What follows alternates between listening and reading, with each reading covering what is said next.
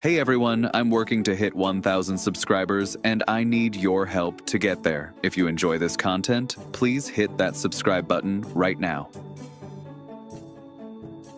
When a franchise fires its manager, its bench coach, its hitting staff, its third base coach, and one of the most beloved figures in its entire history, all in the span of a single night, you are not witnessing a course correction.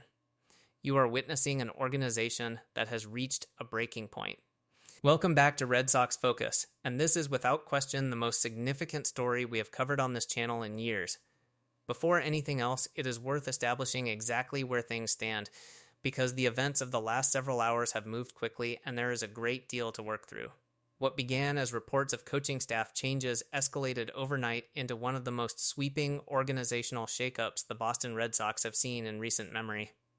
The short version is this: Alex Cora has been fired as manager of the Boston Red Sox, and he was not the only one shown the door. A significant portion of the coaching staff went with him, and the ripple effects of what happened last night are going to be felt throughout this organization for a long time.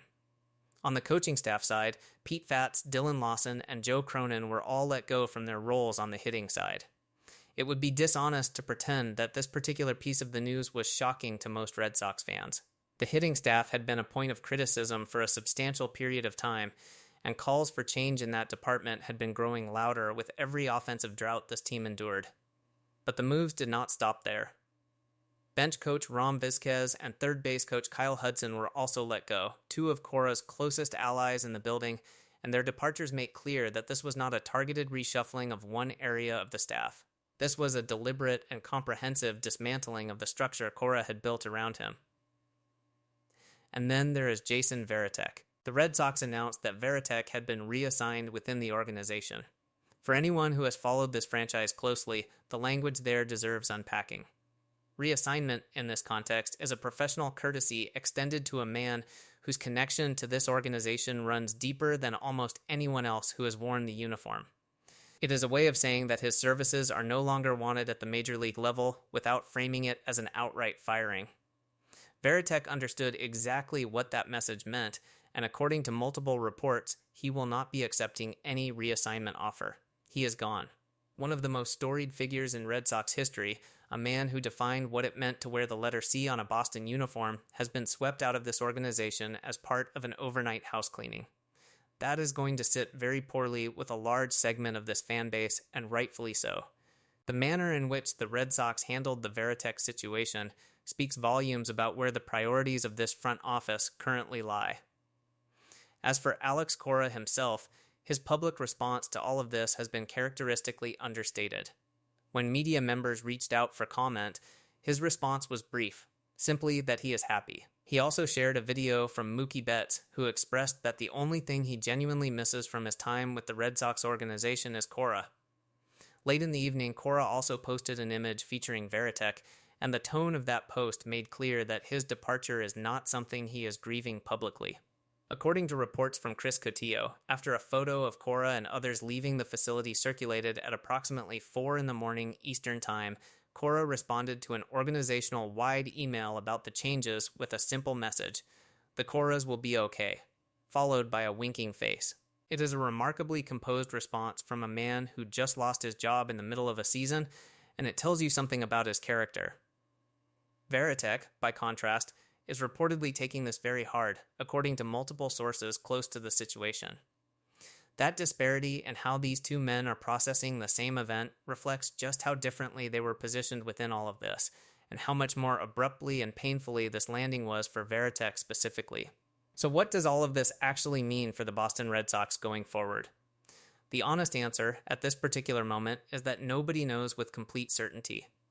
There is going to be a steady stream of reports, rumors, and background narratives emerging over the coming days and weeks about what truly drove this decision, what the relationship between Cora and the front office looked like behind closed doors, and what the internal dynamics of this organization have really been. That is simply how these situations unfold in professional sports, and this one will be no different.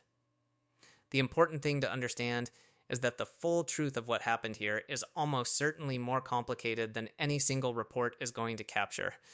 and the version that gets told publicly in the immediate aftermath will reflect the interests of the people telling it. What we can say with clarity right now is this: the Boston Red Sox have placed the future of this franchise squarely and entirely on the shoulders of Craig Breslow.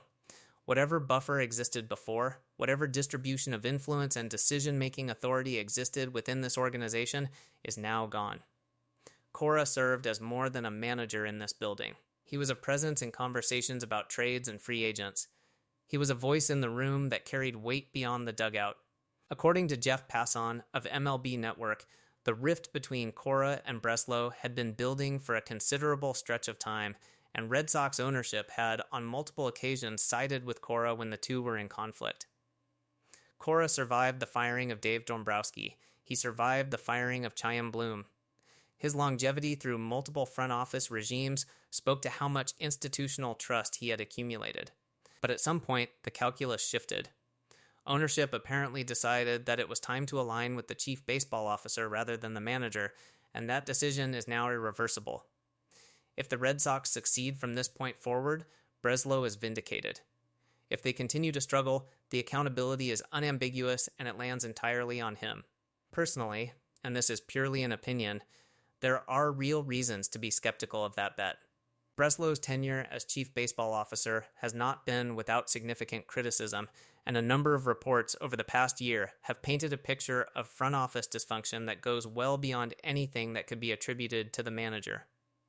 Placing the full weight of this organization's direction on the judgment of someone whose track record at this level is still being established is a significant risk. But that is the hand the Red Sox have chosen to play, and the rest of this season will be the most revealing audition of Breslow's capabilities that anyone could have designed.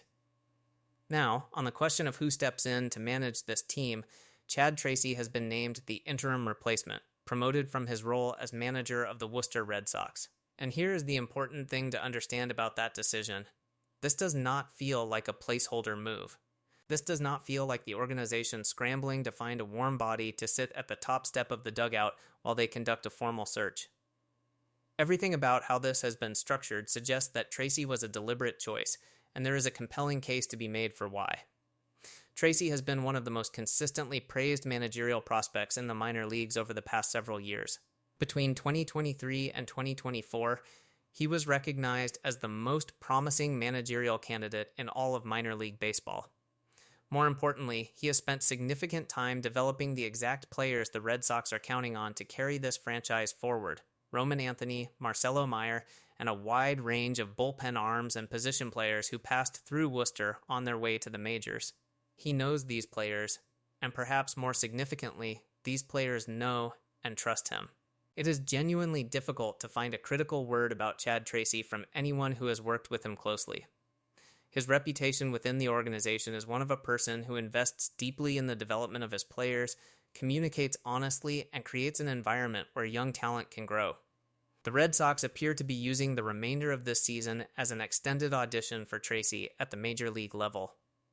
That is a reasonable and even intelligent approach if the underlying goal has shifted from competing for a postseason berth in 2026 to building the foundation for something more sustainable in the years ahead. The tension in that framing, of course, is that it represents a fundamentally different orientation than what Alex Cora brought to this dugout. Cora was a winning manager. His entire approach was built around competing, around finding ways to win today's game, around postseason ambition. If the Red Sox have made a philosophical pivot away from that orientation and toward a development-first model, that is a significant institutional shift, and it is one that this fan base deserves to have explained clearly and honestly rather than obscured behind public relations language about. Believing in the team. The broader question hanging over all of this is whether what we witnessed last night represents a genuine commitment to building something or simply an organization throwing pieces at the wall in the hope that something sticks. Replacing a manager mid-season is not inherently a sign of dysfunction. Sometimes it is exactly the right call at exactly the right time.